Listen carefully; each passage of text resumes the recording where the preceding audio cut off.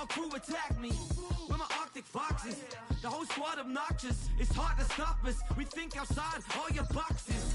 I'm the underfox, they underestimate, nothing new. I am numb to, but I thrive off it. It makes me way more comfortable. I laugh it off, keep smiling, you can keep thinking I'm number two. You'll be thinking twice when I come for you. Don't try to confront the crew. Most underrated, most fun to watch. Thrive under pressure, turn it up a notch. Light looking down at me from the top, but I look when they all consider me the underfox. Most underrated, most fun to watch. Thrive under pressure, turn it up a notch. Light looking down at me from the top, but I look when they all consider me the underfox. I run and bite it, so what? They anxious when I show up. Call me immature, you know what? I'm never gonna grow up. Pure swiftness, young and gifted, not the one you wanna mess with. Optimistic, up to mischief, I'm just having fun with it.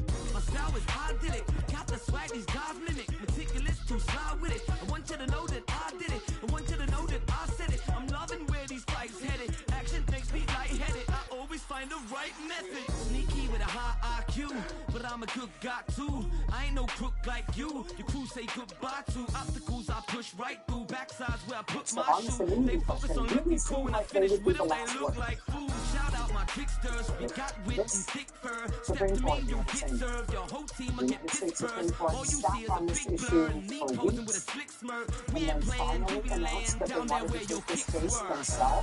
They announced they would take it today, what is probably the latest possible day on which they could have scheduled these arguments. To the extent that Trump's best defense tactic is delay, the Supreme Court has already been an excellent accomplice in that instance. Even with that backdrop, the arguments today were legitimately, I think, stunned. Trump's counsel was grilled for about an hour. Counsel for Prosecutor Jack Smith of the Justice Department was grilled for nearly twice that amount of time. But almost immediately at the start of proceedings, under questioning from Justice Sotomayor, we have confirmation that the accused was hypothetical, that crazy hypothetical about Trump being able to assassinate his political enemies and never be charged for it. I am both flying color, they never know what I'm concocting. Never know when I am bluffing, that's layers to me. Like an onion, I win like it's not fit. I'm that's hydraulic press. I am pressing right for her. One punch, get it. Under the radar, undetected, you better expect unexpected. On my sound called you my slick win, y'all now wrong. Watch me wipe the smile off you. Fuck you. Who we do exactly? I am cheeky, super swaggy, smooth and funky. Whenever your crew attack me. It's hard to stop me. You think outside all your boxes. I'm the underfox, we like nothing new. I'm not doing nothing more when they play the way more comfortable. I laugh it off, keep smiling, keep thinking I'm number two. You'll be thinking twice when I come to you. Don't try to confront the crew. This makes the claim hold on. And if it's enough, that's what they said. I'm using the prosecution. So, yes, you should be able to do that.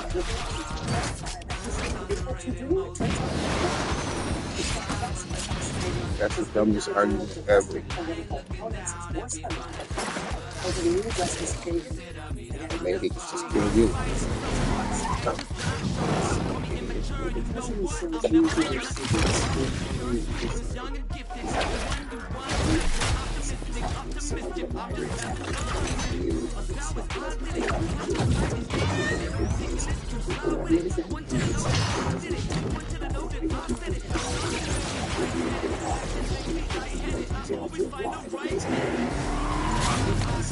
When I'm a good guy, I ain't no group like you. You can't say goodbye to obstacles I push right through. Backsides where I put my shoe. They focus on looking cool. When I finish with them, they look like fools. Shout out my tricksters. We got wit and thick fur. Step to me, you get served. Your whole team will get dispersed. All you see is a big blur. And me posing with a slick smirk. We ain't playing, we be laying down there where your kicks were.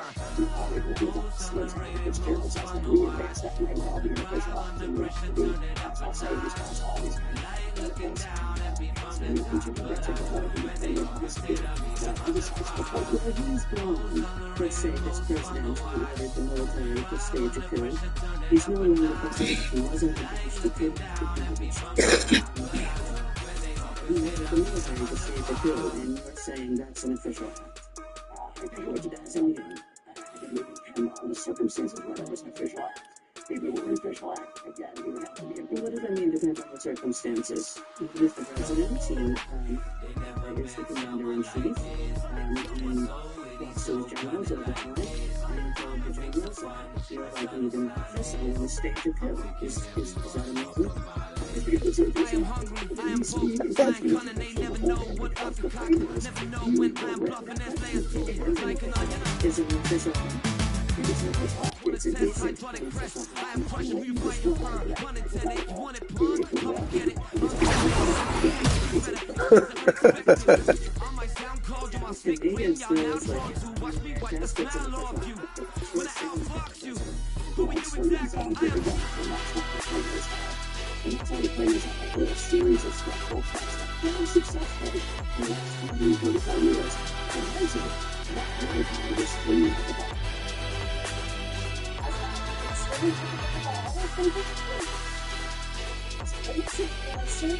thinking I'm number 2, you be thinking twice when I come to you.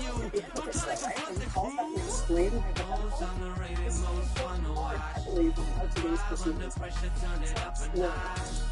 And most of the conservative justices today carried on these proceedings at the Supreme Court was a wild, hypothetical, just a crazy type dream, like a mushroom scenario that a president might have asked Oh, we want to complete it? Chinese force to I'm uninvited, so what? They anxious when I show up. Call me immature, you know what? I'm never gonna grow up. Pure swiftness, young and gifted, not the one you wanna mess with. Optimistic, up to mischief, I'm just having fun with it. Right now it's authentic, got the swag, these 5 minutes. Meticulous, no slide with it. I want you to know that I did it. I want you to know that I said it. I'm loving where these lights headed. Action makes me lightheaded. I always find the right method. Sneaky with a high IQ, but I'm a crook guy too. I ain't no crook like you. You say goodbye to obstacles I push right through. Backsides where I put my shoe. They focus on looking cool. When I finish with them, they look like fools. Shout out my tricksters. We got wit and thick fur. Step to me, you'll get served. Your whole team will get dispersed. All you see is a big bird. Me posing with a slick smirk. Me ain't playing, you be laying down there where your kicks were. That was the whole thing. Under pressure, turn it up a notch. We had a marathon in the States. The idea that anyone is trying foods that presidents that's crazy. That's when you have to worry about something like that. It's really citizen strife. It's really conflict between political parties. That's the biggest risk for the country. Not this crazy idea of a potential coup. Justice Kagan responding by basically saying, yeah, okay, also maybe tyranny, maybe a tyrant. Regular country with impunity, maybe that would be bad for us too. Maybe that's why we were actually formed as a constitutional republic. As a general matter, it is folly to extrapolate from oral arguments and say that you know how the ruling will come down based on the comments from the justices when the case was heard. With that caveat, though, it seemed clear today that the most conservative justices were inclined to side with Trump, not just on a technicality, but possibly on the substance. Justice Clarence Thomas suggesting today that presidents are always committing crimes. Shout out to Operation Mongoose from Justice Clarence Thomas today. Justice Brett Kavanaugh and Justice Samuel Alito today describing prosecutors and judges and even grand juries of citizens in terms that would be right at home and it's Trump's social media feed about how there isn't really a rule of law in this country and that what looks like our supposed legal system is really just corrupt people who are out to get Trump. The conservative justices today were absolutely consistently unwilling to discuss Trump's alleged crimes as laid out in the indictment that led to this case, to the point that it became almost a comedic gymnastic effort at avoidance between Justice Alito and the lawyer for Special Counsel Johnson. The court has concerns about the robustness of it. I would suggest looking at the charges in this case. There are this conspiracies to defraud the United States with respect to one of the most important functions, namely the certification of the next president. And I don't really dispute one particular application of this. That's recently one conspiracy to defraud the United States in particular experience. But I think a more critical function in the certification of the election. As I said, I'm not discussing so this case. Stop flying the box. Well, the point is that whoever your client is, or the things in the indictment of whoever your client is that led to this case that I want to be clearly realize that if the particular facts of this case, the particular facts of what Donald Trump did, are actually just an unimaginable, extremely incredible that I want to consensus and think widely healthy of today's proceedings of the United States Supreme Court is that conservatives will very likely succeed in using this case to further favor criminal court proceedings against Donald Trump before the election.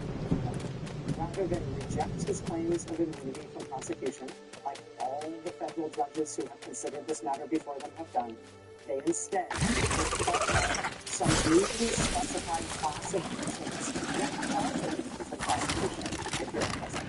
And they have invented tests for deciding what counts as recommended action by a president. And then they will send Trump's indictment, Trump's federal January 6th case, back through a whole new cycle in the lower federal courts to run his through the court's newly invented legal test that they are going to make for him in this case. Which, yes, will take forever, because in the meantime, of course, he will get a chance to get back into the White House in order to shut the whole thing. And in the meantime, the American people will be asked to go and vote on whether to take that seat in the White House. Prosecutors have found overthrow the government.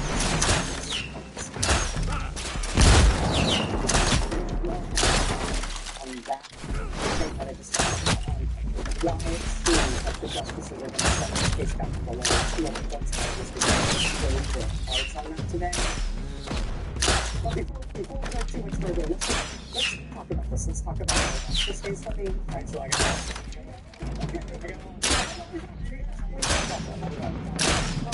start at the top.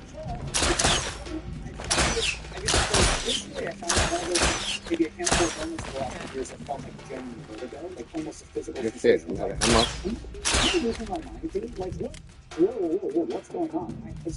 There's something wrong about this. And why did this sort of give this sense of distress? I think the reason is this. Donald Trump's framing of this prosecution is that what is extraordinary about is the fact that whereas the lower courts are which is what's extraordinary about the prosecution. What is unprecedented here are the issues of issue, which is the first attempt at disruptive peace of since the campus fire at Fort Sumter. The other definitely fighting. In this moments, the concerns in the court and in the framing of the question adopted the notion that what is new here and extraordinary needs to be justification is the prosecution itself. And here's the thing, as you mentioned, adopted the most cynical sort of authoritarian and relativistic view of all this that Trump himself announced, which is what any prosecutor can prosecute anyone. And we saw this in the Colorado case as well. This assumption that everyone below this court, these austere gentlemen, with their impeccable vision, everyone below them are horrible. Well, Colorado Supreme Court, they just don't want Trump on the ballot. And what if a red state court gets him off the ballot? And any prosecutor can prosecute anyone. What? Because they're Democrat is prosecuting anyone. How do you worry about the we are the only ones who speak clearly. We cross all this other process. District court, appellate court, and grand jury, prosecutor, Department of Justice, the Attorney General, and the duly elected president. The fuck is my favorite? Colorado Supreme Court. Right You know, all of that, no. We get to say. Never considering that they were the political.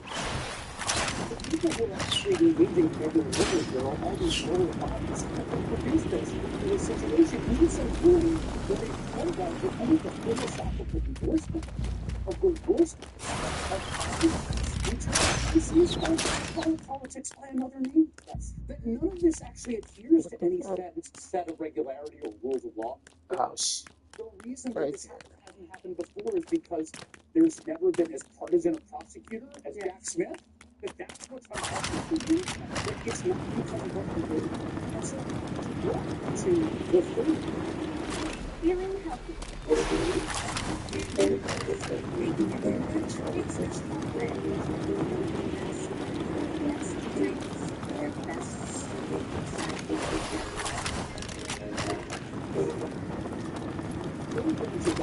And these people with all this power, the creative minds who brought you a 12-year-old giving birth to a rapist child, to listen to these folks and find them in the highest halls of power adopting the most authoritarian and cynical vision of this was genuinely shocking.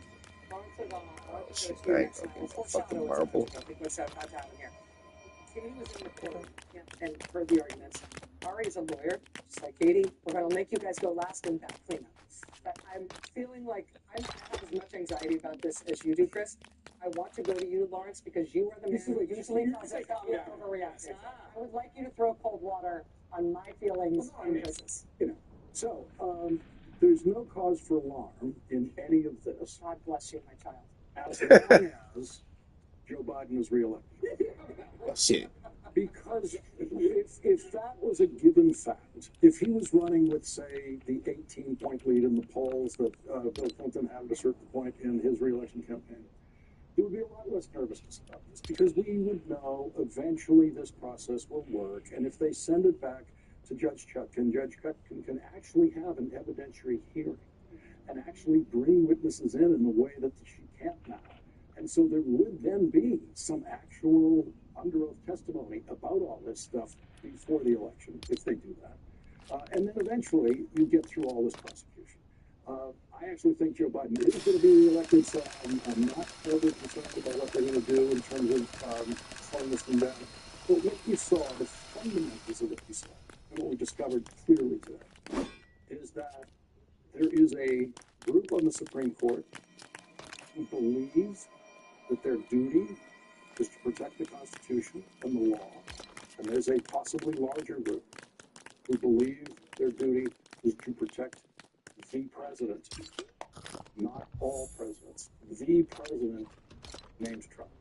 And that intensity launches those fever dreams that we heard from Alito and Gorsuch about every president now will make sure that their predecessor is prosecuted. They are adopting the Trump notion, by the way, that this is a Biden prosecution. And that then the next administration will obviously prosecute the previous president. To do that, they had to completely ignore the 230 years of history that preceded the Donald Trump presidency. That all had to be ignored, and they did willfully ignore it. And these are guys who pretend that they're amateur, at least, historians who pay attention to all of these things. And so it was that tortured process. But what also emerged really clearly was not a single justice there bought the Trump argument. The Trump argument is not for selective immunity. It is for absolute immunity. And every one of them basically found a way of saying that's ridiculous. And the Alito way included that thing that he showed where he kept saying, I'm not talking about these facts. Now, the good side of that coin is these facts are so bad, I can't talk about them. That's the good side of that. I think Thomas may be the exception. I think Thomas may think all presidents are criminals, and so all presidents need absolute. So that's the great mystery. Because everybody's like me. That's the great mystery. He didn't recuse himself, or maybe his definition of recusal is, I will talk the least. Clarence Thomas spoke only 3 times. He didn't ask a paragraph worth of questions. The only thing he raised that was outside of what anyone else mentioned was an issue that wasn't even before the court, which was the legitimacy of the appointment of Jack Smith. That's not even before the court. And Thomas asked about that. So he actually remains the most mysterious on the court today. We don't know what he's done. I think as Ginny was showing, I think that we overthink them. I think when you work for a president or you work for power, you know that they're just guys and girls. And these particular guys consume all of this. And I think what was clear today is they will direct quote segments from all of these programs. Alito gives speeches in front of conservatives, and I'm sure that conservatives in the audience who don't watch any of our programs are like, what are you talking about? Chunks, paragraphs from all of these scripts I have heard in Alito's rants. They are bound to Trump in their feelings of being persecuted to a person. Yes. And so in Trump's immunity claim, which has myriad legal implications and layers to it, they found common cause with the feeling of persecution. And that is what they spoke to today. That is where he found a receptive audience. What's amazing to me as a non-lawyer is that federal judge Carter out in California was like the farther we get, the more murky it gets. But in the immediate aftermath, Trump clearly committed the crimes. And federal judges said more likely than not he committed felonies. He and that Eastman guy. Mm-hmm. And the further we get, the more the people at the highest levels of this branch that everyone said, oh, the court's held, the court's held. I think after today we have to get rid of that notion that the court's held. And I think after today we have to get rid of the notion that there's some complicated legal theory. They feel him. They feel persecuted just like he does. Yeah, no, I thought it was a very dark day for the Supreme Court. I don't think the conservative justices comported themselves well, and to the extent that these arguments have a back and forth, I'm not sure the other side, for rule of law, moved it back enough. Yeah. And I think this will matter in history because you're going to study some of these precedents. The last time we were all gathered here on a Supreme Court day, it was the Colorado case. And the reason legally, not politics, legally, that experts would say that was unlikely to go against Trump was that there wasn't any precedent for booting him off the ballot. Now we're gathered today, there's zero precedent for this kind of blanket immunity, and there's anti-precedent. Nixon and others taking pardons and Robert Ray, who replaced Ken Starr, striking a deal with Bill Clinton on the understanding of otherwise he could be prosecuted. Those are bipartisan examples there, different party presidents. And against all of that, the test is, okay, Trump might not benefit as much, but do the rules hold?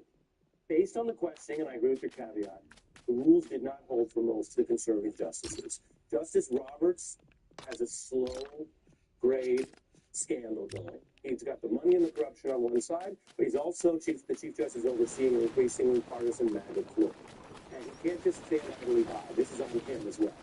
And one more point I did want to say that we didn't get to on official acts. There can be potential official acts that would be harder to prosecute. None of these are those. So the fact that could happen when you're dealing with war, or when you order a drone strike and it kills someone abroad, or the unreviewable pardon authority. Right. Like there's some stuff. Or you make an order and it does take an American life, and you say, actually, we're not going to deal with that. This is not that. It reminded me of the classic Aaron Sorkin line of if you invented Facebook, you would have invented Facebook. Right.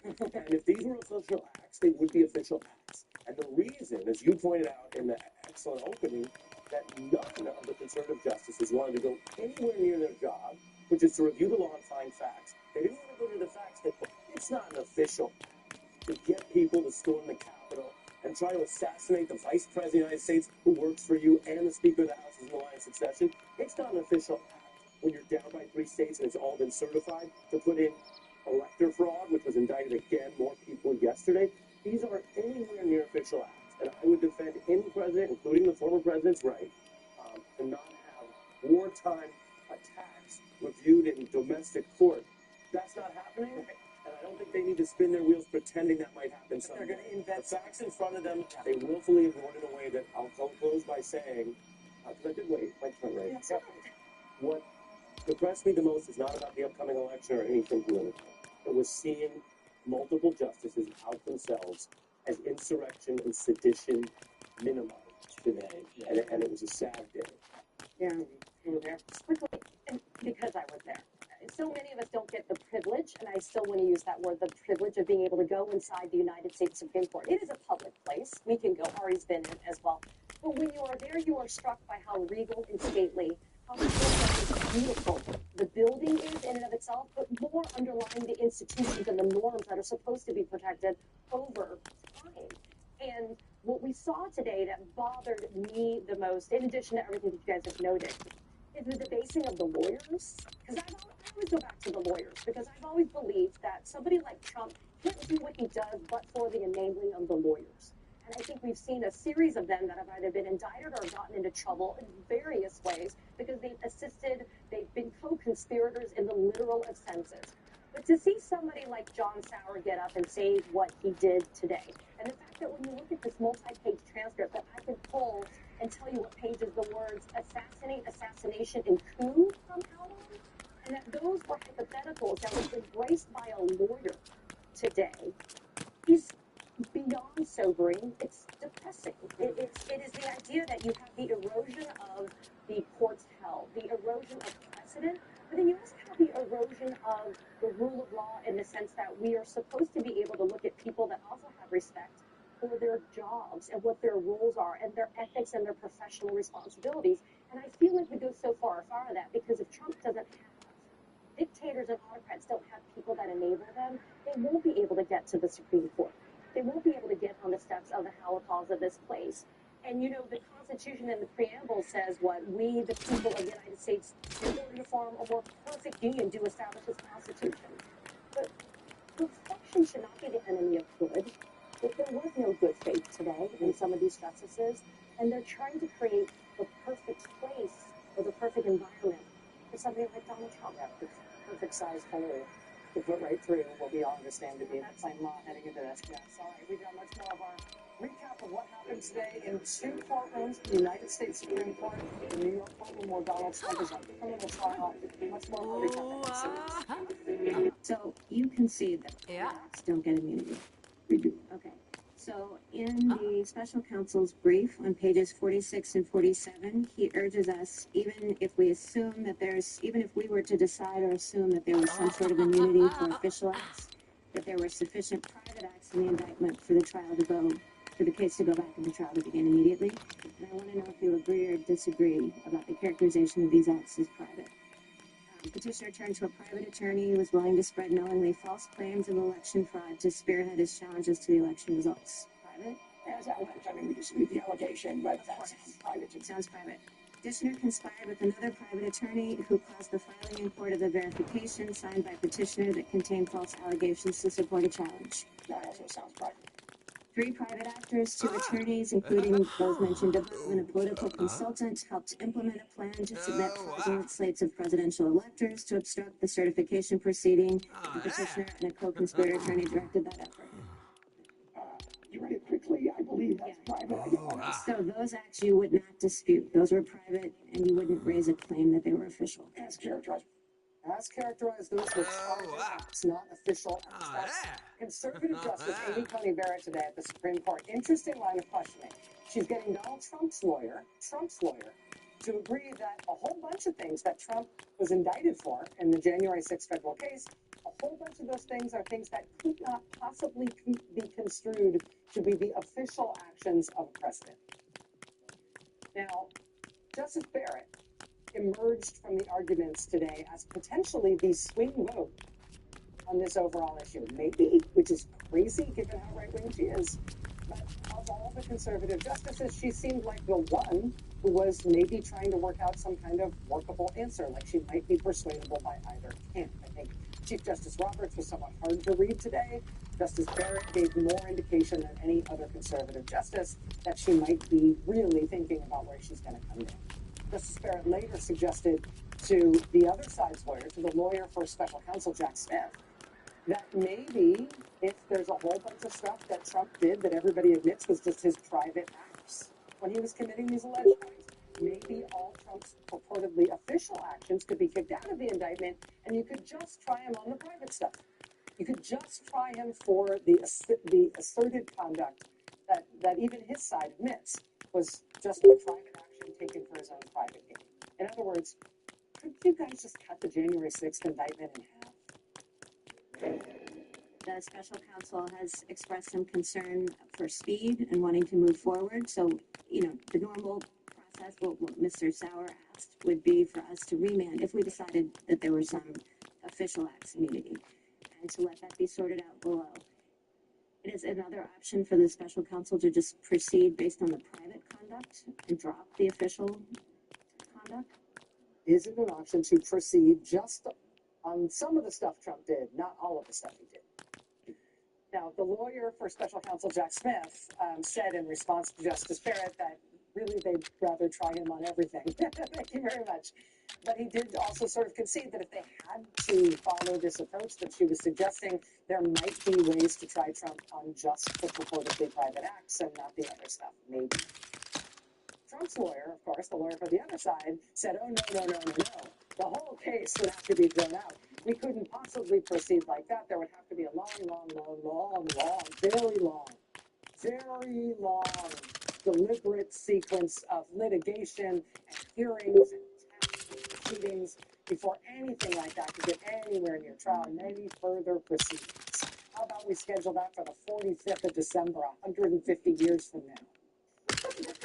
For justices like Samuel Alito and maybe Brett Kavanaugh and definitely Justice Neil Gorsuch, it seemed pretty clear that they're on board with the desire for that kind of maximalist delay, what we might call the wait, don't ever tell me approach. Listen here as Justice Ketanji Brown Jackson, she sort of gets Trump's lawyer a little bit on the ropes here. He's finding it difficult to answer her questions about the seemingly extreme consequences of this extreme new immunity regime that he is proposing. She's really got him on the ropes. But then listen at the end here, as conservative Justice Neil Gorsuch swoops in to save Trump's lawyer, to give him a better idea, to suggest that maybe a delay would be a good idea to get everybody out of this and onto step. You were giving your opening statements. You were talking about, you suggested that the lack of immunity and the possibility of prosecution in the presidential context is like an innovation. And I understood it to be the status quo. I mean, I understood that every president from the beginning of time, essentially, has understood that there was a threat of prosecution, and they have continued to function and do their jobs and do all the things that presidents do. So it seems to me that you are asking now for a change.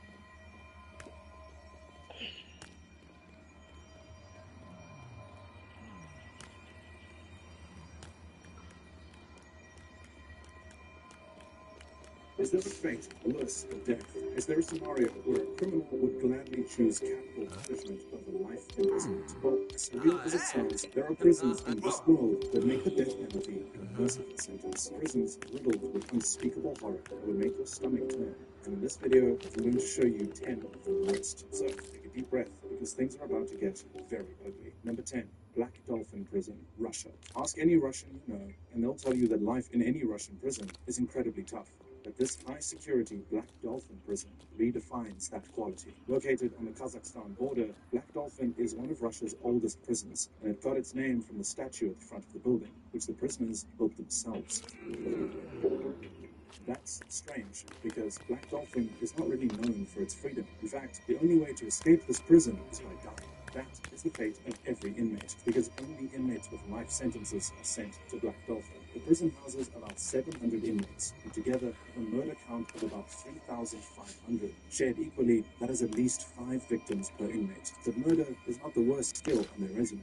Black Dolphin also houses cannibals, assault perpetrators of the worst kind, maniacs, terrorists, and pedophiles. 2 inmates are forced to share brutally built 50-square-foot cells that are secured behind 3 sets of steel doors. In these cells, are under 24-hour surveillance, and guards make their rounds every 15 minutes. The prisoners hardly ever leave their cells. Put their bed to about the waist, they're blindfolded, so they can't. But when they do, they're blindfolded and made to walk bent at the waist. This way, they never have a sense of their surroundings. There is no prison yard and no cafeteria, as inmates are forced to eat only meals of soup and bread in their dingy cells. If hell was a prison, then Black Dolphin would be a strong contender. Al de Ciudad Barrios, El Salvador. Now, what could be worse than hell? I'm glad you asked. Allow me to introduce you to Al de Ciudad, the most dangerous prison in all of El Salvador. The reason it is so dangerous is because it houses two of the world's most notorious gangs, the MS-13 and the Barrio 18 gang. Okay, this is the sector 2.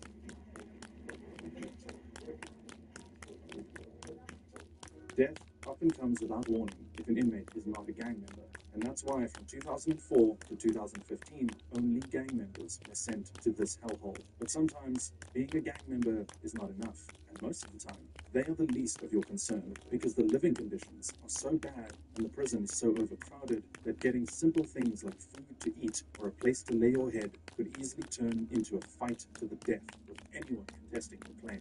The prison's reputation for lawlessness and violence is so real that prison guards are terrified of entering the prison. As a result, the entire prison system is run by the gang members. Number 8, Petak Island Prison, Russia. It is called the Alcatraz of Russia for a reason, and that reason would put the fear of Mother Russia into the heart of the devil. Isolation this independent prison uses 193 prisoners in all circumstances. Surprisingly, the inmates are usually the worst of the worst.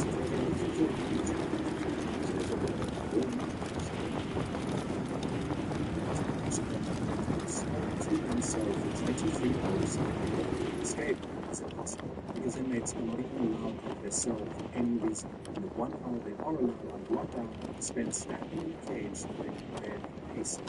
However, the cherry on this terrible reality makes this prison worse than basic sanitation facilities, public toilets, and no public bathrooms. Inmates do their business with steel buckets and find sleep on hanging beds. Some lack the living conditions of bed because the island is surrounded by freezing waters contributes to the breaking the spirit of the inmates. Number 7, Hong Kong Prison. Hong Kong Prison is one of the worst prisons on earth for a very specific reason. Many of its inmates are always tourists.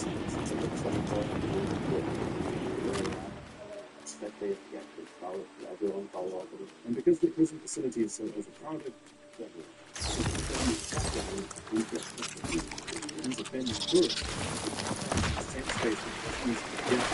and the offences that could put you into Hong Kong are being offences. Or even eating a sandwich in public could get you a one-way ticket to Dubai. Life in Hong Kong is beyond harsh for inmates. In the first 3 months of their sentence, the inmates are required to wear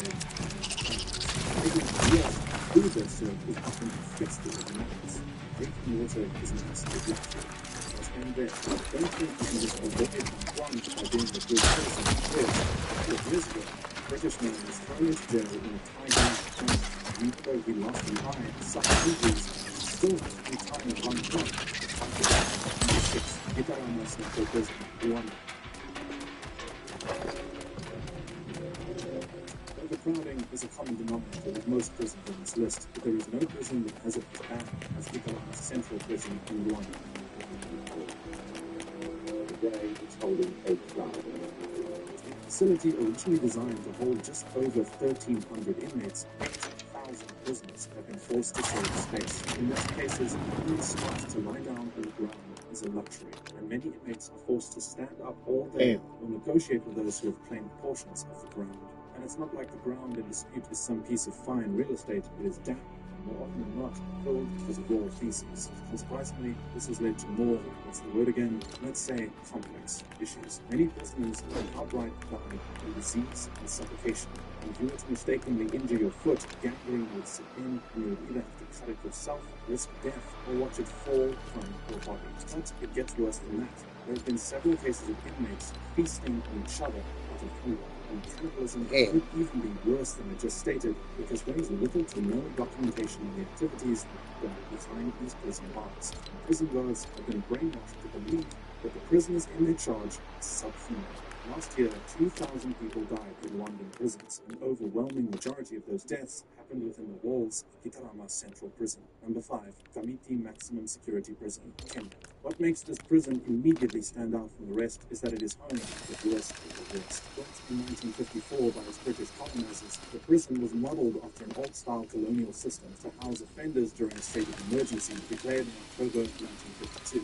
Today, it still has its original gallows, and has gotten even more hellish than it was more than half a century ago. On one hand, it is overcrowded. A prison that should house 1,200 inmates has almost 3,000 inmates crammed within it. On the other hand, this overpopulation has bred serious viral diseases like HIV and AIDS, syphilis, tuberculosis, and a whole plethora of diseases that ordinarily should be under control. Even worse is the unending unrest and corruption that plagues the prison system. Since the prison is the government's favorite dumping ground for political dissidents, much of the population is uneducated. This, in turn, has led to a telephone fraud ring within the prison system where scores of prisoners defraud innocent Kenyan citizens of their money outside the prison walls. The maximum security prison is a cesspool of chaos, and only the smartest, the bravest, and the most ruthless can survive behind its walls. Number 4, Kuldani Prison, Georgia. They say the prison is better. They say the violence has stopped, but that doesn't take away the terrifying legacy of Kuldani Prison. In 2012, a video was leaked by a 35-year-old former prison guard turned whistleblower who filmed the horrors that inmates pass through at the hands of other guards. The video is too graphic to show here, but I can tell you what they did and had been doing for decades to prisoners. Every night, random inmates were routinely sodomized with broom handles, and one of such was featured in the videos. They were often beaten, drowned, their bones purposefully broken, almost all hands of the sadistic guards. It was institutionalized torture in the 21st century. A former inmate would recall, they tore off my fingernails, damaged my skull, broke my leg bones, ribs, nose, and teeth. I am 43 years old, and I look like an old man. I often fall down while I am walking. Today, they say the prisons are fine, and that the torture has been brought to a halt, but I doubt you want to check that for yourself. Number 3, Mendoza Prison, Argentina. The top 90 most dangerous convicts in all of Argentina are held in Pavilion 5 of Mendoza Prison. That section is so dangerous that no guard has the balls to enter that section, and they often leave the inmates' meals at predetermined spots around the door. That might sound deviously cool to some, but don't be fooled. Unsurprisingly, the prison has a serious overcrowding problem. 1,600 inmates share a facility that was designed for only 600. There are no beds, and prisoners are forced to sleep on the floor, where they are often subjected to random, intense, and frequent torture. But it doesn't end there. Toilets are non-existent, as prisoners are forced to defecate in plastic bags and urinate through buckets. There is a literal sewer of garbage, human waste, and slime running through the corridors, and conditions have become so unbearable that there are reports that prisoners literally sewed their mouths shut in protest, demanding better living conditions. And yet, it still gets worse. Their food is sludge, and those who eat strong, fast, or Spartans often go hungry and die,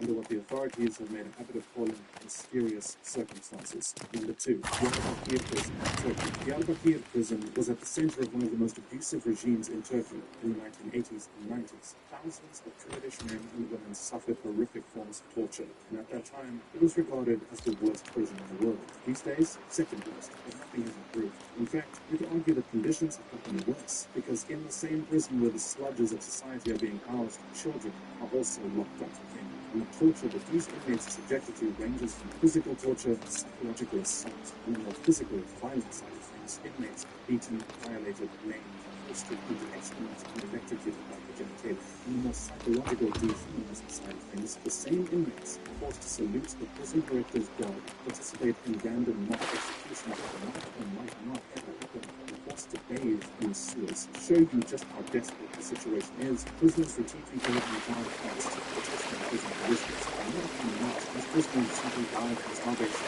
More recently, 4 prisoners set their bodies on fire, and later on, the inmates set their cell on fire.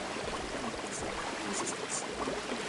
2022, North Korea. 2022 is such a long prison facility. It is a series of identical prison camps containing up to 200,000 prisoners stretched across the length of North Korea. The huge unlucky survivors of life conditions and the atrocities and the most extreme security authorities. Exploitation is not technology. It is prison reality. It takes the sludge, black meal, and malnutrition, prisons are suffering their bodies and since the central part of their diet of rodents literally runs extinct. If you know anything about the way rats reproduce, you know that is impressive, to say the least. On average, 20 to 25% of the prison population are affected with uneducated and malnutrition. Prison girls make their lives into a six-year-old piece of code. That is then again prison girls. Little girls born in the they have guards to train them to be more vicious. Inmates are brutalized as stress relief for the guards, and if they attempt to escape, everyone in their family, even those unaware of their escape attempt, will be tortured. Pregnancy is also restricted, with those caught pregnant tied to a tree. Fetus then food is the best thing that you can do. Living, however, means never-ending suffering.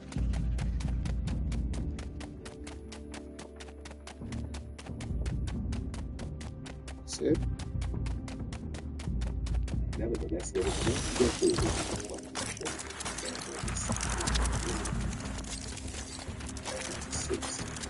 Taylor Salt. Athens Clark fired Officer Taylor Salt after an investigation determined that he intentionally ran down and hit the police suspect. What did police do? Police brought to the city and assaulted the school.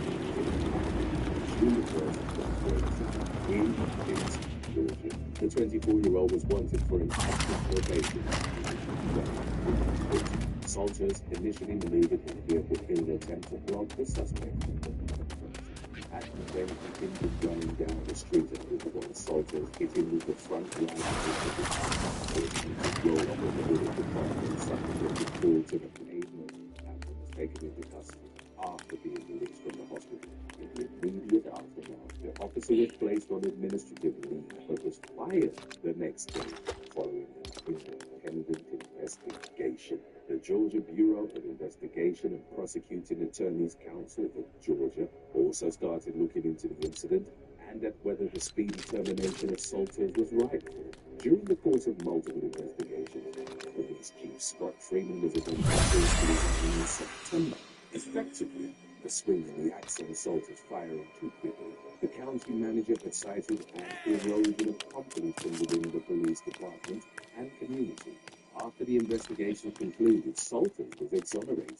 He then proceeded to sue the city, alleging that the department had rushed to judgment in firing him. In the end, the Athens-Clarke County Unified Government agreed to a $250,000 settlement in March of 2019 to avoid continued litigation. Number 5. Michael McMaster. A viral video caught the moment 30-year-old Georgia man Tyler Lee Canaris was slammed to the ground by a Paulding County Sheriff's deputy as he was being arrested for a crime he didn't commit. Dashcam video of the incident, which transpired at around 6 a.m. on March the 4th of 2022, showed Deputy Michael McMaster responding to a report of a man attempting to break into a vehicle at the Evans Mill subdivision in Dallas. McMaster, who is in his early 30s, encountered Canaris, whom he described as matching the description of the suspect breaking into cars. The deputy approached the man and tried to handcuff him after he allegedly refused to comply with his commands. "I'm not breaking into anyone's cars," Canaris said, right before the deputy grabbed him and forcibly brought him to the ground before being placed under arrest. Canaris was then transported to the hospital for medical evaluation. It was determined that he suffered serious injuries to his right clavicle, a skull fracture, ruptured eardrum, and a concussion. He was later diagnosed with a traumatic brain injury. His medical bills would later accumulate almost $75,000 worth. It was later officially determined that Canaris was not the person who was breaking into cars, but for some odd reason he was still charged with obstruction of justice, even after everything that had transpired. After Paulding County requested the Georgia Bureau of Investigation to look into the incident, McMaster was relieved of his duties as a deputy. Canaris later filed a complaint for damages against McMaster and the Paulding County Sheriff. His attorneys held a news conference in February of 2023, saying that they were pleased that the sheriff's office had finally taken action and fired the deputy. They also said that criminal charges against their client should be dropped. They further They stated that they'd sent an official demand to the county, urging officials to resolve the civil case they had filed. Number 3.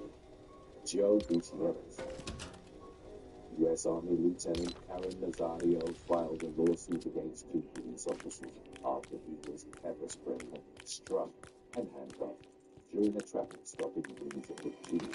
The ordeal took place on the evening of December 2020, when Nazario was spotted driving an SUV with an improperly displayed license plate. His car was new at the time, and it only had a cardboard temporary plate taped to the inside of the rear window. 24-year-old Officer Daniel Crocker from the Windsor Police Department attempted to pull him over using blue lights and sirens. Nazario continued to travel at a low rate of speed, and he eventually pulled over near a gas station.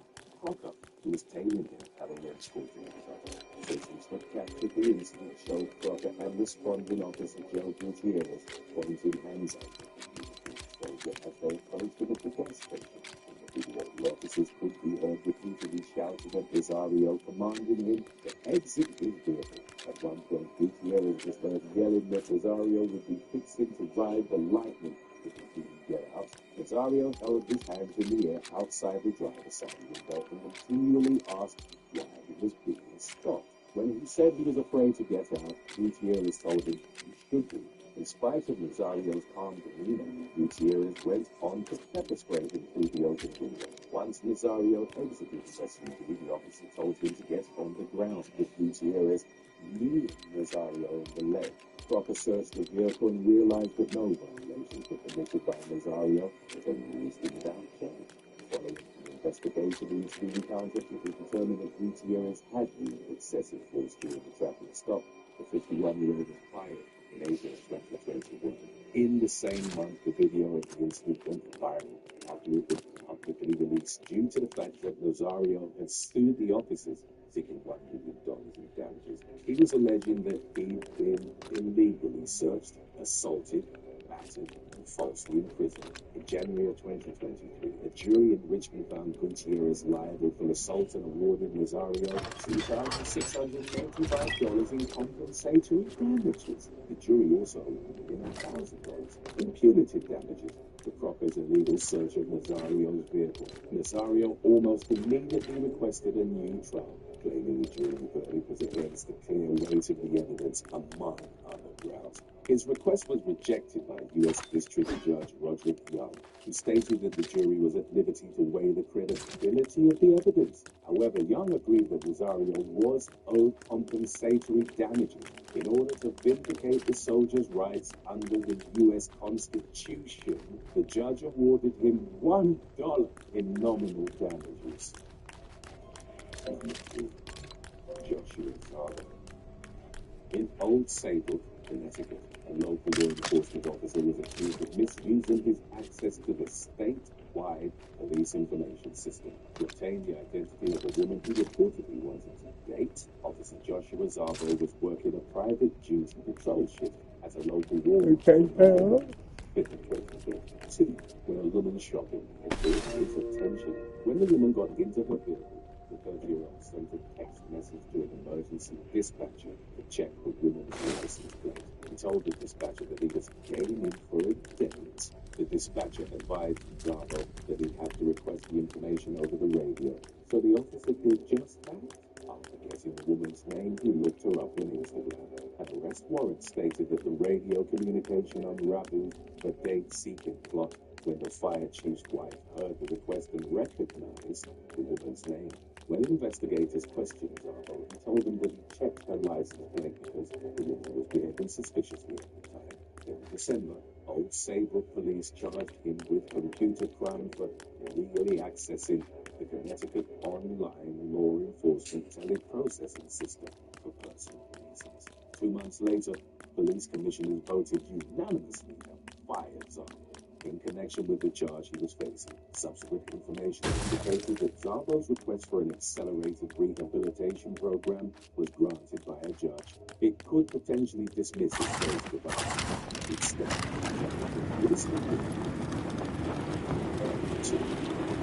James 7:14.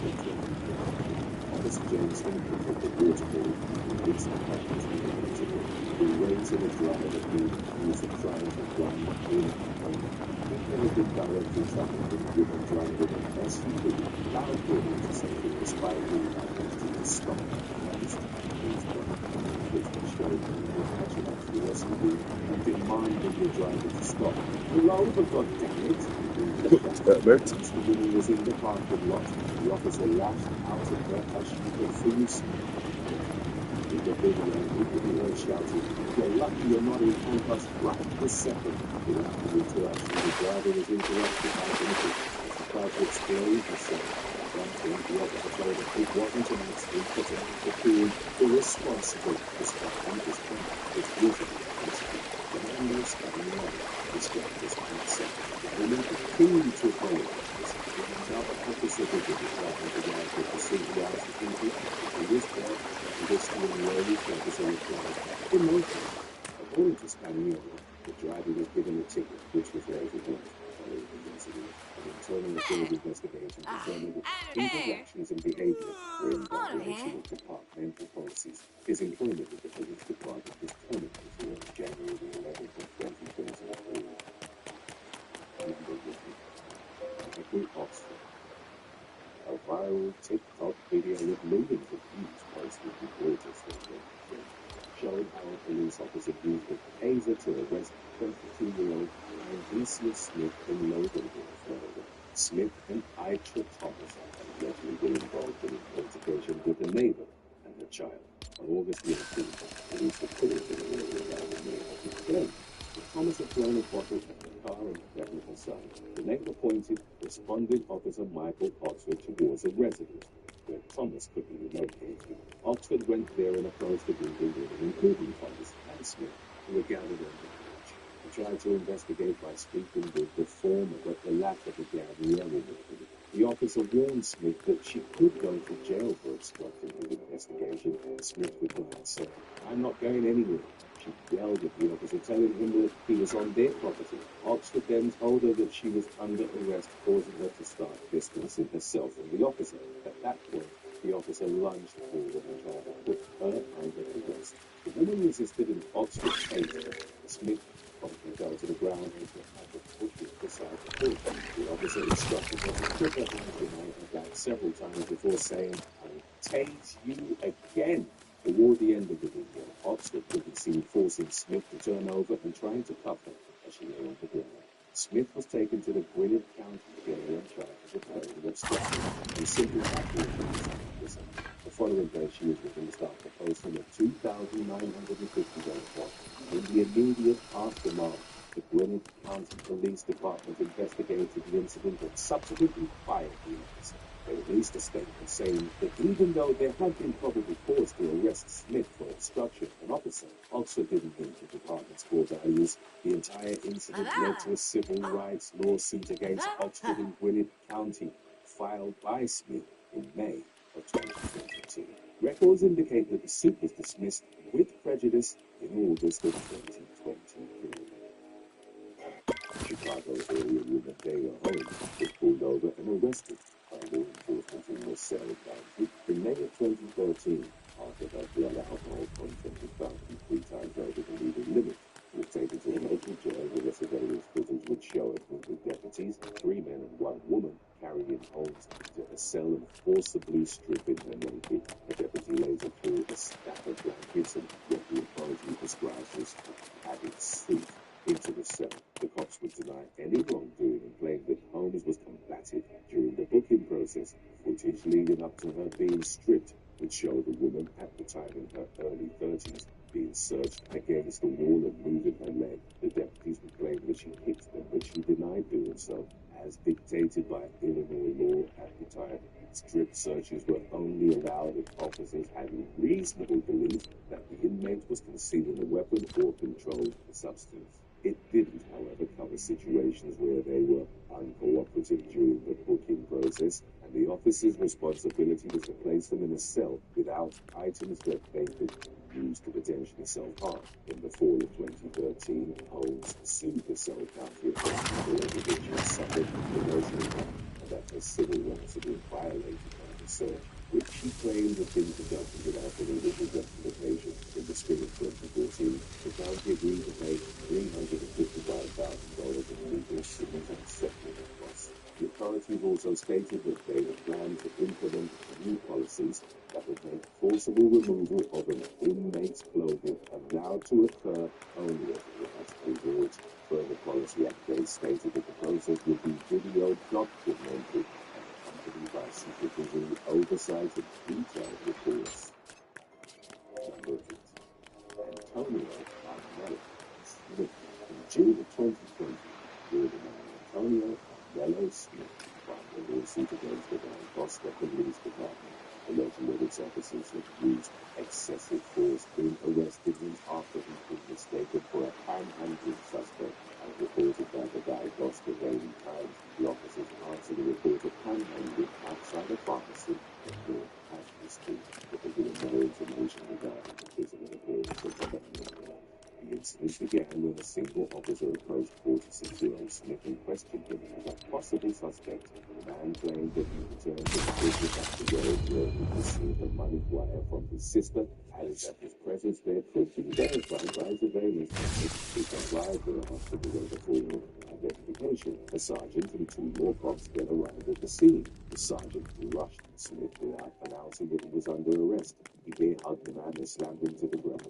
The officer's body cam would record Smith screaming, "Oh my God, what are you doing? What are you doing? Jesus!" The other 2 cops assisted in the arrest and held Smith down. The sergeant tried to handcuff him and forced his wrist until it broke. Officers then seemingly realized that the man had been injured, so they told him to relax as they removed his restraints. They then rolled Smith over and alerted the emergency services. The sergeant then asked the officer who'd initially interacted with Smith if he was the panhandling suspect, but he replied negatively, saying that he just stopped to talk to him. Smith refused medical treatment, and recalling the incident, the sergeant would later state he was not angry with us, but he just wanted to go.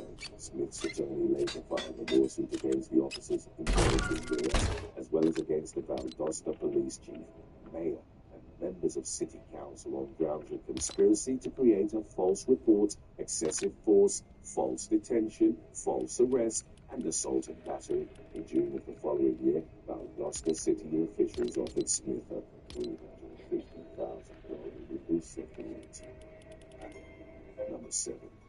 Amanda Houghton.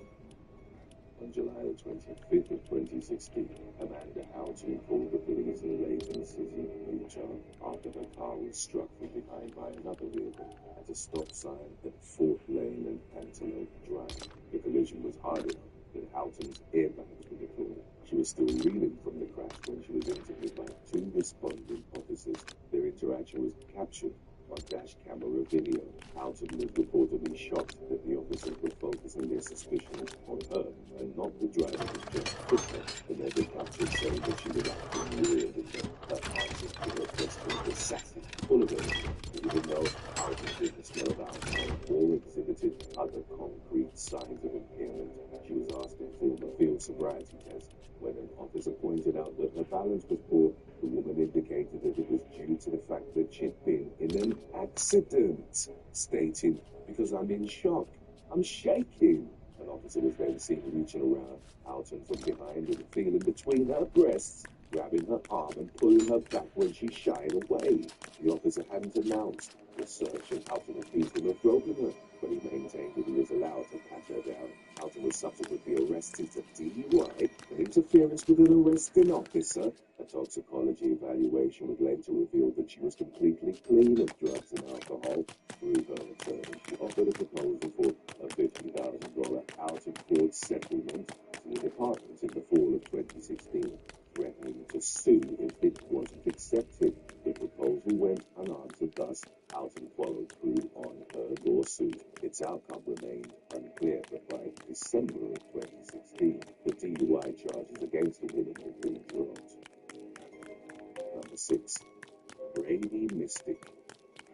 On September the 17th of 2019, Brady Mystic just pulled up into the parking lot of a laundromat in Idaho Springs, Colorado, when he saw the flashing lights of a police vehicle behind him. Mystic had allegedly run a stop sign, but he was reportedly unaware of that aspect and didn't know that the police were there for him. He was a deaf man who couldn't read lips and was only able to form a few words verbally. He primarily relied on American Sign Language to communicate. But when other people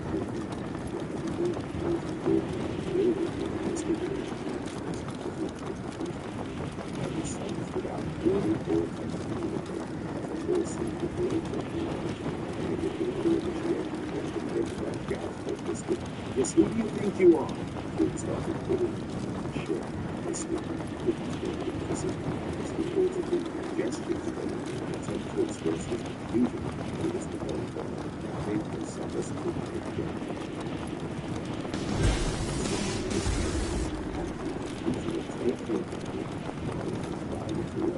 The speaker's jailed for 30 months. The second soldier who sentenced the charge of convention dismissed the police outrage from the forward. One indicated that listing of crime also was the summit, the city of Ireland Springs, where the county board of commissioners seeking unspecified compensation for the pain and suffering he experienced during the arrest and due to his incarceration. Updates also indicated that Summers had remained on active duty while Annie had been fired from the department in July of 2021 in connection with another violent arrest. Number 5. Tiffany McNeil. On July the 24th of 2017, the husband of Michigan woman Tiffany McNeil called the Cold Water Police Department to report that they'd been fighting while McNeil was intoxicated. The woman was taken into custody of video surveillance which showed her being held against the wall in an area of the Branch County Jail. Officer Lewis Eastman and 5 other officers were present at the scene. The footage showed Eastman suddenly grabbing a handcuff of McNeil by the hair, turning abruptly and slamming her head first into the concrete. The 31-year-old woman became unconscious and blood started pooling around her head. Eastman was seen reportedly pushing his knee into her unconscious body and lifting it after her. McNeil was taken to hospital where she required 20 stitches of injuries to her face, and her staff also determined she had suffered a concussion. McNeil had no memory of the incident but described the aftermath by saying, "My hair is full of blood. My face was unrecognized and could have been deeply swollen with blood." The woman's injuries were also visible in her mind.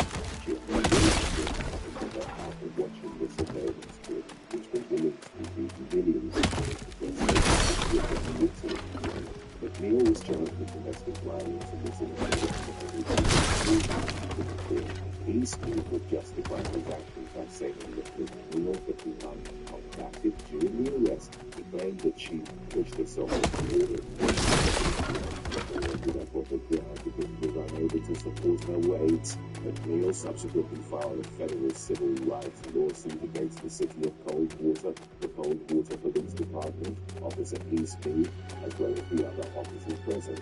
She alleged that Eastman had accepted calls against her. The other officers had lied in their reports to support the false notion that she resisted arrest. Eastman was fired from the department after the lawsuit was filed.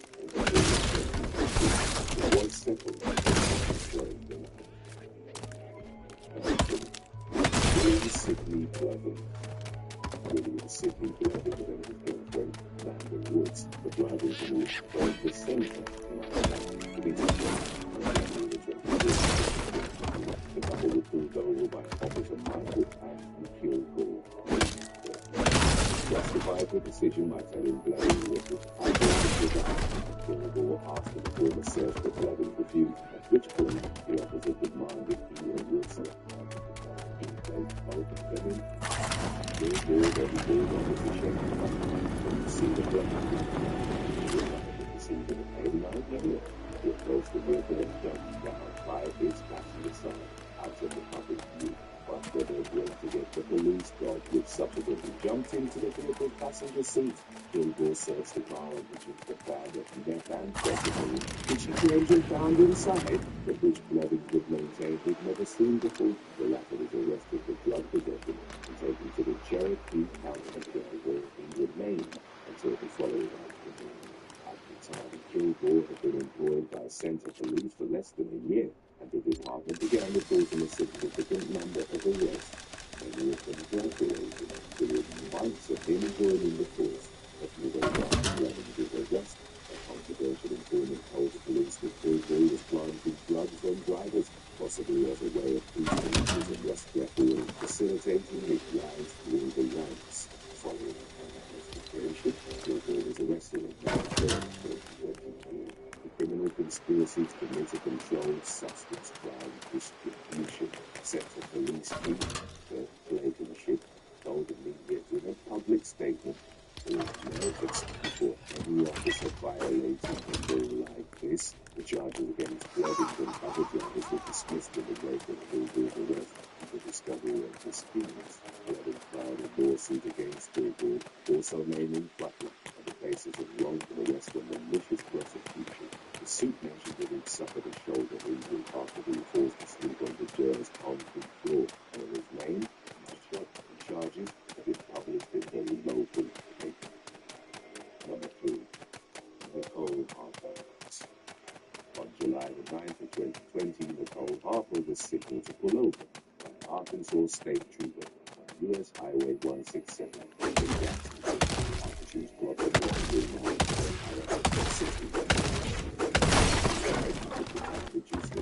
then activated her blinker and emergency lights as she was searching for a place where to pull over safely.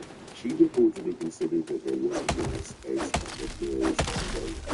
Following for about 3 minutes, people were created a pursuit intervention technique called HIT. Struck Harper's car to behind, which sent it careening upon planes into a concrete barrier before the vehicle flipped on its side. The vehicle's airbag went forward and smashed its smoke. The vehicle was suffered serious flooding in the and John helped the woman out of the vehicle. He asked her if she hadn't pulled over when he was signaled. Harper told him that he thought the vehicle was safe to wait for the exit, to which John replied, "No, you should pull over when law enforcement stops you." The Arkansas driver's license manual instructed drivers to pull to the nearest, safest spot out of the traffic lane. Harper was arrested and charged with speeding and failing to yield to the vehicle. Subsequently sued down the last Arkansas report every December 24th, with the agreement concluded that this Arkansas state police agreed with policy changes and updated private policy. The update advised officers only applied to the legal objectives reasonable to protect a third person or an officer from imminent death or serious injury, or when the officer objectively believed other circumstances existed. Number 2. Samuel Scott Jr.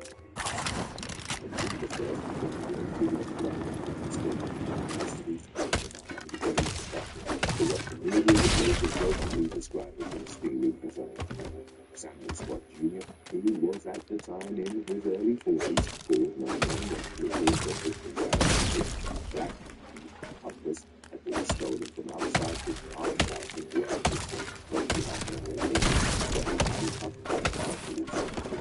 mistaken him for the perpetrator, as he reportedly matched the description of a black male, bald, about 62 inches, and heavy set with a white tank top. When Scott insisted that they got the wrong person, an officer told him, "The description of the guy who took off in your car is just like yours," to which Scott replied, "But that's half of my handle." Surveillance footage from the scene would later show the man laughing by himself and saying, "I mean, why did I call the police?" He was arrested and charged with leaving the scene of an accident, false reporting of a crime, failure to carry a concealed weapon license, and possession of marijuana. All the charges were correct. 3 years after the incident, Scott filed a lawsuit against the city of Miami and 5 arresting officers seeking $500,000 in damages. He alleged that he was unlawfully searched, wrongly imprisoned, and racially charged. Number 1. Carolyn O'Neill. Deputies in Fremont County, Colorado, was sent to a sober living facility in Antioch City in May of 2014 after being tasked by management to perform a welfare check on Carolyn O'Neill. There were she'd been struggling with depression, in large part due to the fact that the 3 male officers went to O'Neill's apartment. The woman told him through the door that she wasn't very nervous over that she was made to drive here in a bar. The police nevertheless found that he had entered her apartment. They threw O'Neill over bed while she was still nude and took her into custody. At the local jail, she was held in restrained chair for several hours and was forced to wear a spit clean. Officers used a taser on the woman 2 times while she was restrained as she protested the arrest. A judge subsequently dismissed the resisting arrest and disorderly conduct charges that O'Neill faced. The woman filed a wrongful arrest lawsuit against the Fremont County Sheriff's Office. In April 2020, the suit was settled for $2.4 billion. In the spring of 2021, a pair of police officers from the NYPD's 106th precinct in Ozone Park became ensnared in an intense operation and ultimately lost their victims. Officer Michael Sardoni initially became the target of an investigation in February of that same year. An undercover officer reportedly approached him under the pretense that she was a high-end escort. He asked if Sardoni would be willing to drive her and some other women to their various meetups that night. As their regular driver was supposedly sick, the officer agreed to provide the escorts with transportation for $1,000 for payment. Sardoni also indicated that one of his colleagues, Officer Thomas Diorio, would be willing to assist him as well. On 3 separate occasions in April and May, Diorio and Sardoni allegedly met the escorts in the parking lot of a local diner before driving them to and from hotels in Manhattan and Queens, receiving multiple thousands of dollars for their service. On an evening in mid-May, the 2 officers were told by one of the women that they might need to come up to the room to defend her in case things went wrong. Diorio and Sardoni reportedly agreed to the plan. Shortly thereafter, Fox received a text message indicating the woman's client was refusing to pay. They went up to the room to sort things out, and the uncooperative client ultimately acquiesced because he thought Diorio looked like a tough guy. One of the women then took several bags which she identified as coke into the car of the policeman. Sardoni, who was once named Profitable Month back in 2020, retired from his position when the details of his misconduct came to light. Diorio meanwhile faced a disciplinary hearing which culminated in his dismissal from the force. Number 6. Zoe Phillips and Andrew Perry. In September of 2020, a disciplinary hearing was held in connection with the alleged misconduct of 2 officers from the Great Police Force in Kissimmee, Wales. 32-year-old Zoe Phillips, a school liaison officer, and 35-year-old Andrew Perry, a traffic specialist, were accused of repeatedly engaging in intimate activities while on duty. The 2 police constables' physical relationship reportedly began in early 2018, on a number of occasions thereafter. Phillips, a mother of 1, and Perry, a married father of 3, met up for secret trysts on a company time. They would drive separately to an agreed-upon location, often subliminally remote, where they would have relations with one another inside police vehicles. During the resulting hearing, a panel held that Phillips and Perry had their ability to respond to emergency calls severely inhibited by the remote rendezvous. An anonymous tipster informed the constables theories of their affair, leading to an investigation into the matter. After the misconduct had come to light, Phillips and Perry resigned from the force. The disciplinary panel ultimately ruled that the pair's actions amounted to gross misconduct, and Deputy Barker suspended the decisions in the future. Number 5. Michael Jones.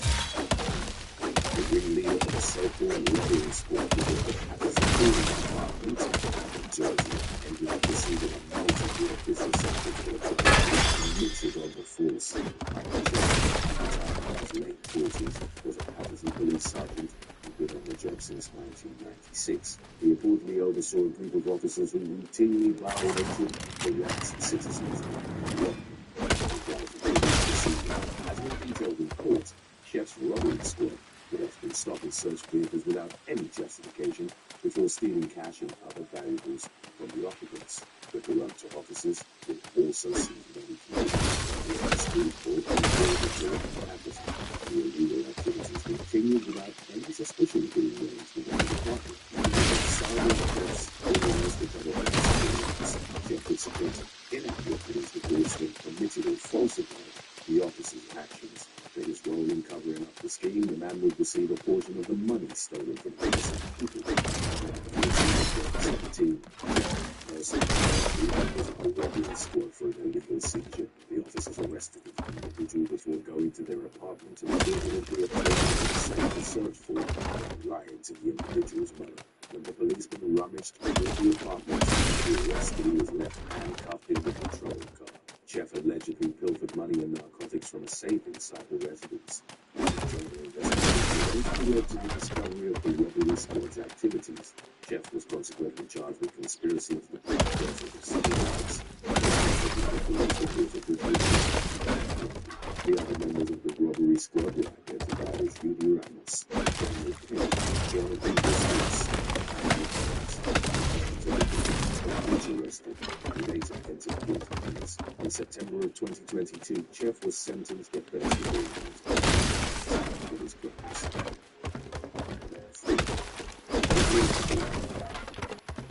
21-year-old Caitlin Howarth, a West Yorkshire police constable, was suspended in November of 2020 following the emergence of allegations that she had an affair with her married officer, Chief Superintendent Daniel 38.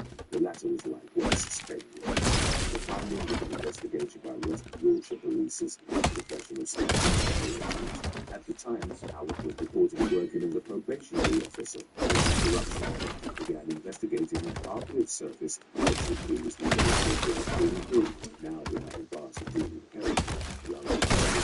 Challenged reports that she was seriously involved with the criminal, claiming she only got on one day with him.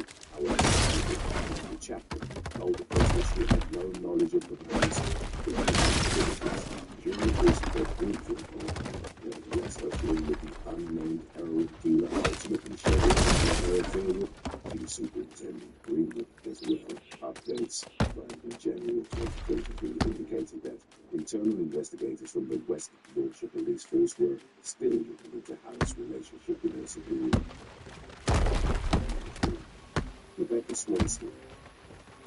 English policewoman Rebecca Swanston from Portsmouth, Hampshire, was dismissed from the force in November of 2020. The 28-year-old Hitchcock murders involved an intimate relationship with suspected and known criminals in Southampton. An internal investigation found that Swanston had accessed intelligence and police information systems while based at Southampton Central Police Station. She then used that information to advise criminal associates about their notoriety and police tactics, thereby allowing them to avoid detection. At least 2 men have Swanston about their criminal activities, including a machete attack that she allegedly neglected to pass the information along to her colleagues.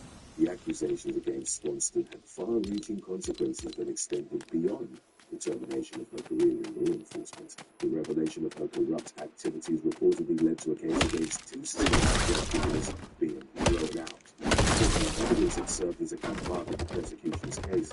One of the dealers then went on to supply drugs to an individual who died after taking them. Swanston was fired after incriminating conversations with criminal associates were covertly recorded in Winchester Court. He reported to 3 counts of misconduct in a public office between January and October of 2020, and was consequently jailed for 3 years. Number 2. Shonton Harris, Calvin Harris, and James Archibald.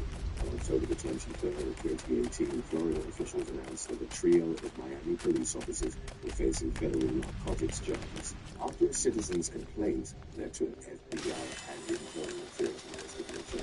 The corrupt cops were identified as Shonton Harris and Calvin Harris, of no relation against James Archibald. The officers allegedly took part in an elaborate scheme to shield money launderers and drug traffickers from law enforcement scrutiny in exchange for cash, providing them with protection and transportation. Additionally, Shonton Harris was accused of both using and distributing illicit substances. She was said to have rigged the drug testing system so that she would be able to provide a clear sample in the event that the department requested her to be tested. She also allegedly sold the City of Miami police uniform and badge to an undercover investigator for $1,500, believing the disguise would be used by a hitman to kill someone on behalf of a drug dealer. In a press conference, U.S. Attorney Ariana Fajardo-Orsha heavily criticized the officers' actions, saying they committed the very crimes that they had the duty to investigate, to report, and to help prosecute.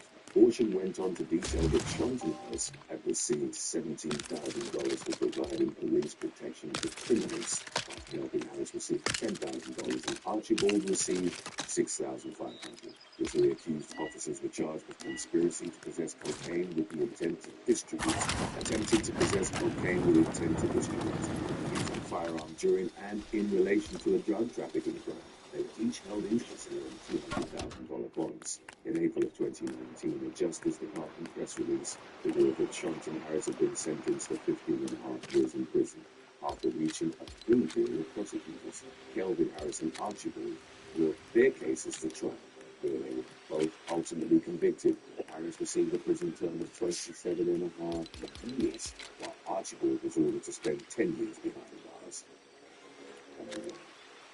Gerald Goins. In January of 2019, Officer Gerald Goins from the Houston Police Department attempted to obtain a no-knock search warrant for a residence on Harding Street in the Pecan Park area of the city's East End district. The department had received a tip from a local resident with Dennis Wayne Tuttle and Regina Ann Nicholas, who lived together at the home in question, were in possession of illegal drugs and machine guns.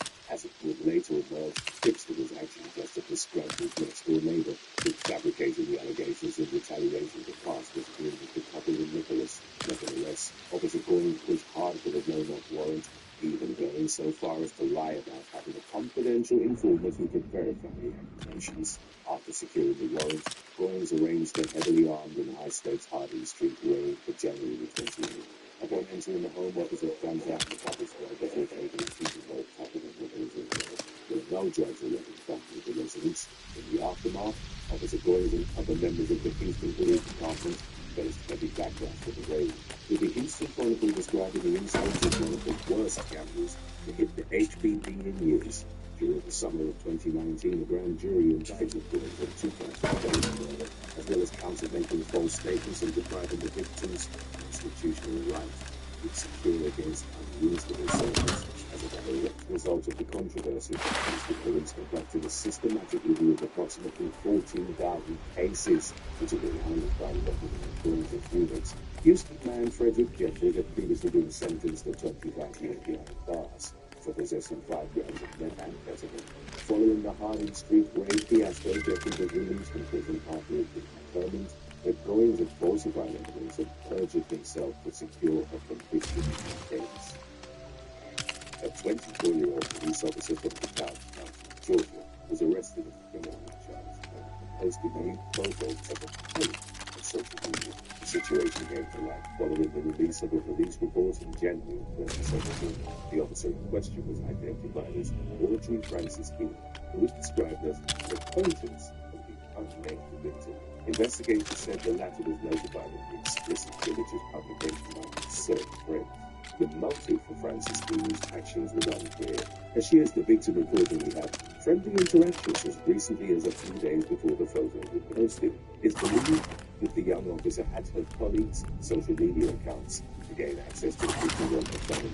After uploading the materials for the public to see, Francis King sent the victim threatening messages and vaguely saying, "You're going to learn." As a consequence, she was taken into police custody on charges of invasion of privacy by computer, abuse, trespassing, and explicit transmissions.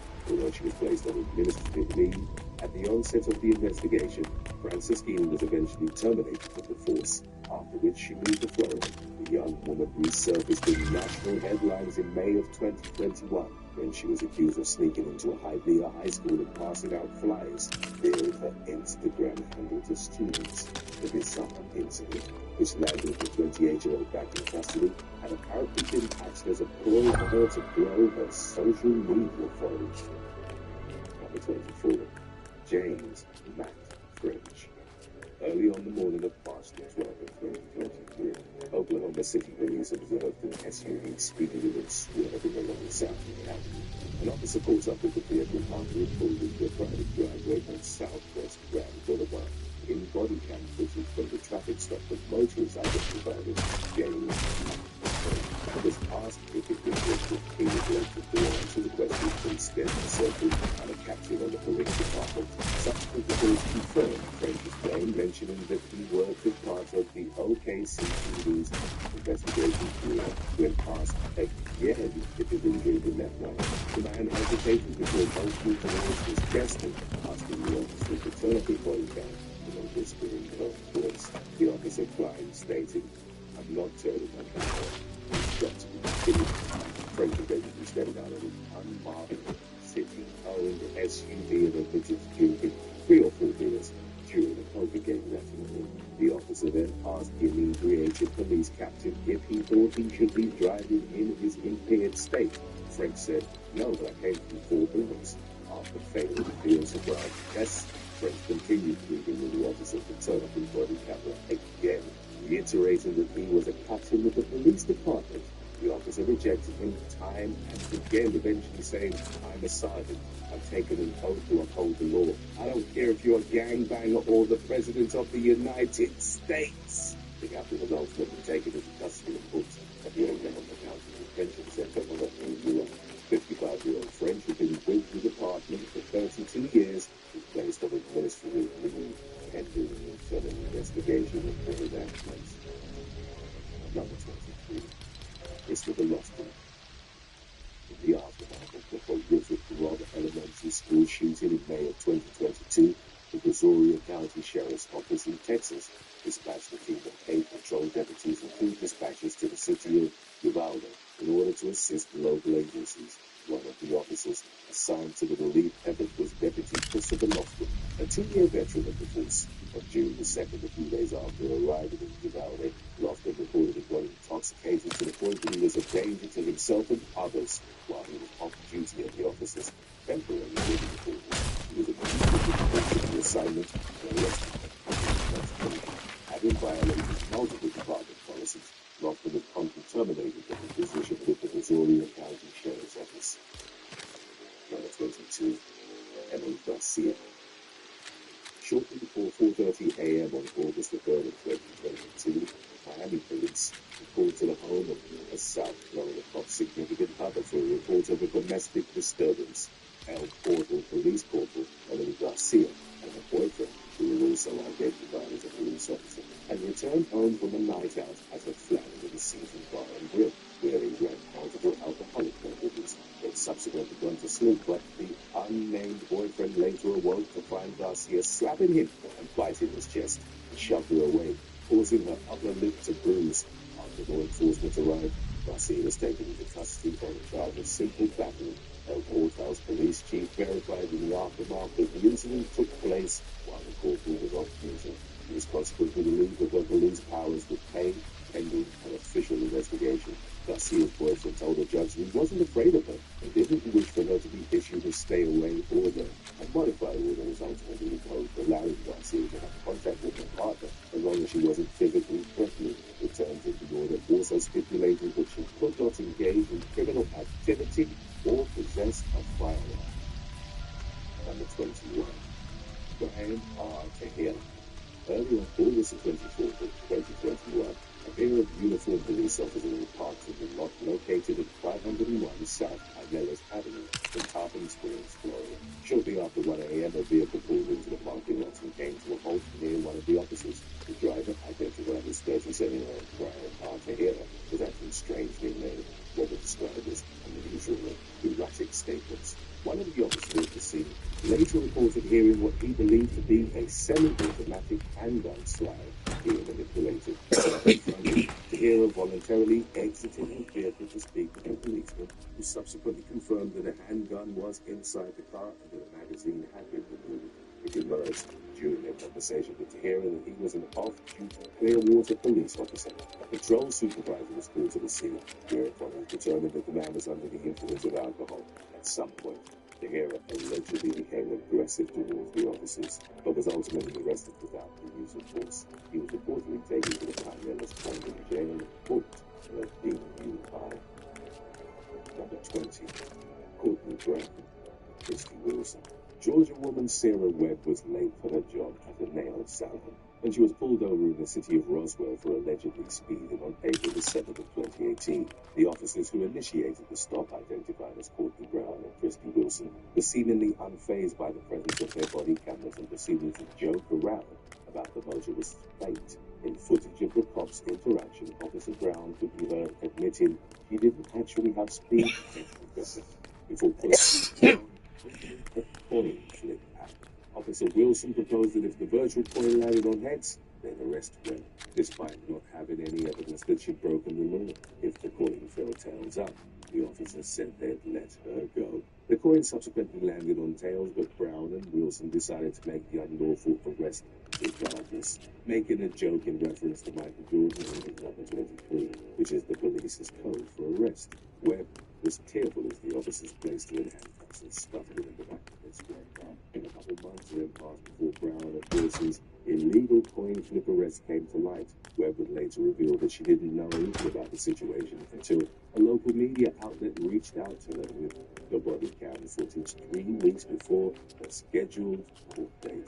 In July 2018, the woman had her speeding charges dropped, and Roswell's police chief, Mr. Meta, reprimanded the officer's actions and notified the public of the determination. The chief said that Brown and Wilson had violated 2 of the department's human resources policies by failing to perform at an acceptable level, stating that using a coin flip to determine one's freedom was not the police procedure. 2019, Dennis Foley. A fight broke out at Spectrum Lounge on Baltimore Avenue in Beltsville, Maryland, in the early hours of May the 6th of 2022. At around 2:30 a.m., a heated dispute between 2 female patrons over a missing passport prompted the intervention of a bar security guard, later identified as Mohammed Cisse. After the latter tried to stop one of the women as she was called to Dennis for the line, the also got involved. Dennis Foley, an off-duty DC police officer, placed Cisse in a chokehold and threatened his life, pointing a firearm at his torso. Cisse indicated he couldn't breathe and subsequently began recording the altercation. In the resulting video, Foley was shown with a police badge hanging around his neck and a gun in hand as he continued berating the security guard. Prince George's County Police responded to the scene, whereupon Sfolia was arrested and charged with first and second-degree assault, as well as use of a firearm and a violent crime. The department issued a Glock he had in his possession that night reportedly had 15 bullets in the magazine and 1 in the chamber. The following week, Sfolia was placed on no contact status, while the DC police chief recommended he be given an indefinite suspension. Number 18, Adam Becker. In April of 2023, an officer with the Abilene Police Department of Texas was arrested for pressuring a teen to eat a THC edible while he was off duty. The suspect was identified as Adam Becker, who had allegedly given his child's babysitter 2 pieces of chocolate containing the psychoactive substance. The unnamed teenager later told law enforcement that she felt pressured by Becker to eat one of the edibles, but saved the second one. Investigators from the Texas Department of Public Safety were able to analyze the chocolate and subsequently confirmed the presence of THC. The officer reportedly turned himself into the Jones County Sheriff's Office and resigned from the force. Number 17, Christina Guess. In July of 2022, a former Florida corrections officer was arrested for running an illicit drug trafficking ring. The deputy chief of the Volusia County Sheriff's Office revealed that the suspect, dealer resident Christina Guess, had previously worked in the Florida prison system for 12 years, but was busted for a similar drug dealing operation and ended up spending roughly 6 months behind bars. Following her release, the trafficking resumed. In March of 2021, a multi-jurisdictional investigation was opened into the drug ring, headed up by Guess and supplied by 26-year-old Rashad Maurice Campbell. The large-scale operation was reportedly responsible for smuggling 24 pounds of uncut methamphetamine into the U.S. from Mexico. The deputy chief indicated that those 24 uncut pounds could amount to as many as 80 to 100 pounds when diluted for distribution on the street level. A search warrant was executed at Guess's residence where authorities seized 1.4 pounds of meth, 348 grams of cocaine, and 11 hydrocodone pills. One of the former officer's co-conspirators, 34-year-old Andrea Ilian Meyer, was also taken into custody. He'd already been actively under investigation following the death of her child, who ingested a big dose of methamphetamine in December of 2021. Number 16. Michael Martinez. Phoenix police interviewed one of their own officers named as Michael Martinez in connection with the solicitation of an escort in October of 2022. The 30-year-old officer was arrested on the morning of the 16th, exactly 1 month after investigators said he met up with a woman he found on a website, as well as her phone. There were messages found in Martinez's phone in which he and one of the women engaged in detailed discussions of various intimate acts. While being interviewed, the officer admitted to paying the escort $100 on the day in question before having intercourse with her friend. According to court documents, Martinez attempted to downplay the seriousness of his actions, claiming that the encounter didn't actually break any laws regarding marital intimacy. His colleagues at the Phoenix Police Department didn't fully report the situation. He was arrested and initially assigned to his house while a police investigation was ongoing. However, within a few days, Martinez resigned from the department. Number 15. Gail Ponsetti and Gregory Eppley Jr. in October of 2016, a man, accompanied by his girlfriend, broke into his estranged wife's house in Portland, Texas, making off with several items, including her marriage license, 3 birth certificates, and 4 social security cards. The suspect involved was Dallas Police Sergeant Gregory Eppley Jr., who was in the midst of a contentious divorce-related dispute with his former partner. Following their separation, the woman alleged that Eppley had started posting ominous, frightening messages to social media and had bought a pocket knife, which he had shipped to her home. On the night of the break-in, Eppley had been aided by one of his colleagues with the Dallas Police Department, a third-year officer by the name of Angel Ponsetti, although the situation grew without any further development for several months. Eppley and Ponsetti ultimately turned themselves into the police in April of 2017 after warrants were issued for their arrest. The latter was charged with burglary of a habitation, while Eppley was also hit with a count of stalking. Number 14. JDay72. On September the 6th, 2022, an officer from the Denham Springs Police Department in Louisiana was arrested in Texas on an outstanding warrant for crimes against the juvenile 30-year-old Joseph Lee Copeland, who booked into jail in Irving before being extradited to Livingston Parish to face charges with felony carnal knowledge of a juvenile and malfeasance in office. An internal investigation into Copeland was opened after the Livingston Parish Sheriff's Office received a tip from a mandated reporter about an inappropriate relationship he was having with a minor. The enforcement learned that the officer had met up with the victim in a parking lot and also communicated with him via Snapchat and Instagram. Copeland resigned from the force following the start of the investigation and subsequently traveled to Texas. When the arrest warrant was issued, he was tracked down by the Louisiana State Police Fugitive Task Force and Irving Police Department Fugitive Unit. In January of 2023, Copeland pleaded guilty to his crimes and was given a pair of suspended prison sentences. He was also placed on probation for 3 years in order to register as an offender for 15 years. Number 13. Joshua Charlton. An officer from the Chillicothe Police Department in Missouri was arrested by Highway Patrol in Livingston County on the night of August 26, 2022. Law enforcement records indicated that 24-year-old Joshua Charlton had been wanted on a felony warrant in connection with an investigation involving his living partner. He was accused of striking the unnamed woman with a closed fist during an argument at her residence. Charlton was booked in the Grundy County Detention Center on a third-degree domestic assault charge before being released on his own recognizance. The officer was ordered not to have any contact with the victim nor possess firearms while the case was pending. Records from the University of Central Missouri website show that Charlton had been among 25 graduates from the Central Missouri Police Academy at warrant in June of 2021. Number 12. Maricela Capella.